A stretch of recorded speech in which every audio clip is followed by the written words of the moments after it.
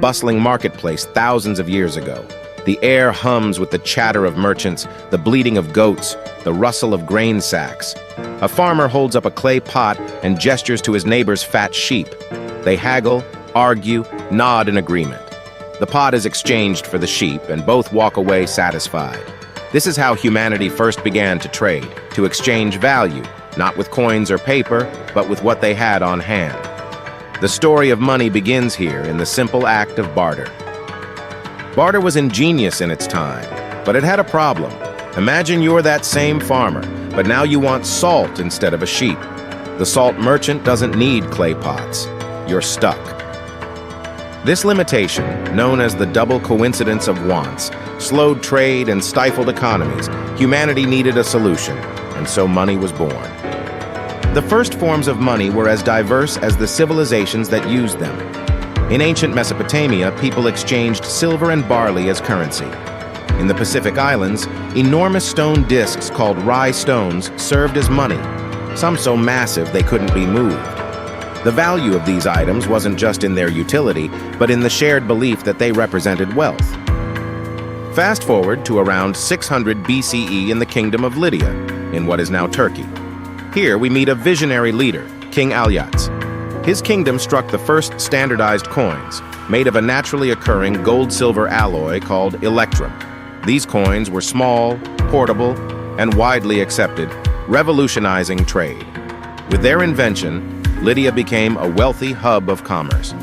Their influence was so great that we still use the term money, derived from the Latin word moneta, linked to the Roman goddess Juno Moneta, whose temple housed the mint. But coins alone weren't enough to keep pace with expanding empires and economies. Enter the Chinese Tang dynasty in the 7th century CE. Faced with the inconvenience of transporting heavy coins over long distances, merchants began using promissory notes. These notes eventually evolved into the first paper money under the Song dynasty. Imagine the shock of traders traveling from the Middle East to China, encountering this flying money, lightweight, easy to carry, and backed by trust in the emperor's authority. Meanwhile, in medieval Europe, the world of money took another leap forward. As trade routes expanded and markets flourished, goldsmiths began storing merchants' gold in secure vaults, issuing receipts in return. These receipts were soon traded as money, laying the foundation for modern banking. By the 17th century, banks like the Bank of England were issuing banknotes, officially sanctioned by governments. Money was no longer just an object, it was an idea, a promise. But money's story doesn't stop with paper and coins. Let's leap to the late 20th century, when a new kind of money emerged, digital currency. It started subtly, with credit cards in the 1950s and electronic transfers.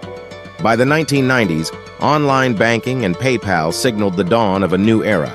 Money had gone virtual, existing not in wallets but in databases and screens.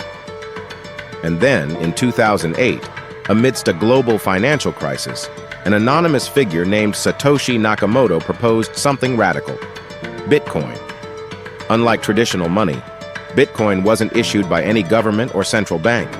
It was decentralized, existing solely as code on a blockchain, a public ledger secured by cryptography. People could trade Bitcoin directly without intermediaries. For some, it was a revolution, a way to reclaim financial independence.